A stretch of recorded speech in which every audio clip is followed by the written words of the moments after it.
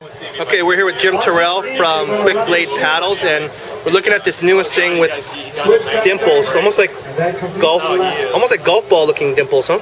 Yeah, this is a new surface technology we started using this year, and it's been pretty successful so far. We got a lot of our top riders using this paddle right now. We're calling it the Magic.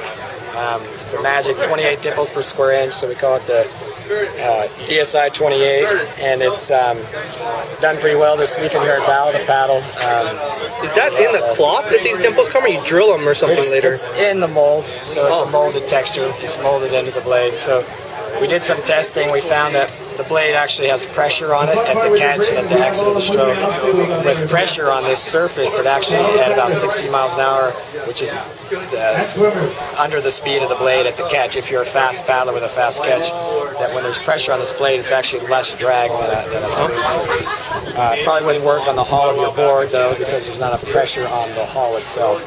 But we found also that some of the feedback from our team riders, they feel like they can almost use a slightly smaller blade instead of the same feel as a larger blade with this texture. So it feels like it grabs more? Is that what it feels like? Yeah, because once your blade's buried, it's not really moving anymore. You're moving yourself past the blade, and the blade's rotating. So the dimples seem to have a little bit more grab, so to speak, on the water. And it's just a very subtle difference. But so if it grabs like that at the catch, then how does it feel at the release? At the release, same thing. There's still pressure on the blade at the release. And the release, if you have a good technique and a quick exit from the water, that surface actually aids in the release of the blade. And surprisingly, the water doesn't really cling to this surface. It doesn't feel like you throw water or scoop water like you would if you had a full scooped blade.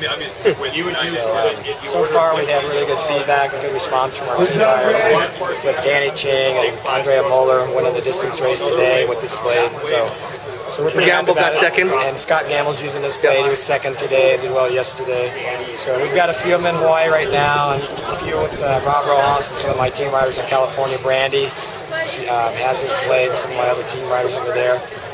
And Dave Kalama and a couple of these guys are testing and giving us some feedback. And so far the feedback is anywhere from not a big difference to, a lot. So all the team riders are moving toward this? So yeah, most of my team riders have it and are using it right now. So we're hoping to have this available for sale on the retail level by mid-July. We're tooling up right now too. And how much will it cost?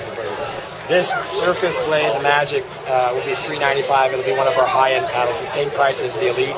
The Elite is our super. Will it be the same weight? 16 ounce.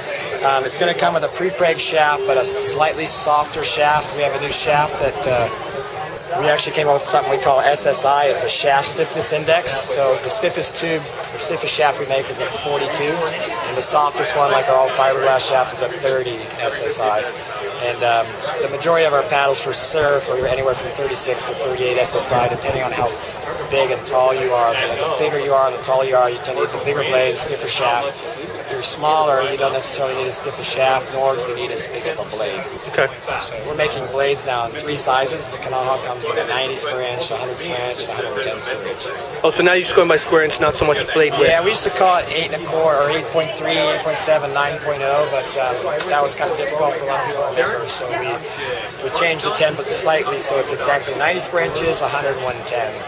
So the standard one that we had in the beginning was a 110, and the sports are involved where people were more comfortable with a smaller blade and felt easier. And if you're surfing for a long session, it's not as taxing on your body to have a little smaller blade. So you got to take a few more strokes to get where you need to go, but it's like being in a lighter gear on your bike. Okay. So downwind racers we find are actually going back up in size. If you're going downwind, you got a lot of push, and your hull speed is greater. You actually probably want to use a slightly bigger blade, slightly longer shaft. It's like if you're riding your bike downhill, you want to be in a heavier gear. So sort of same philosophy.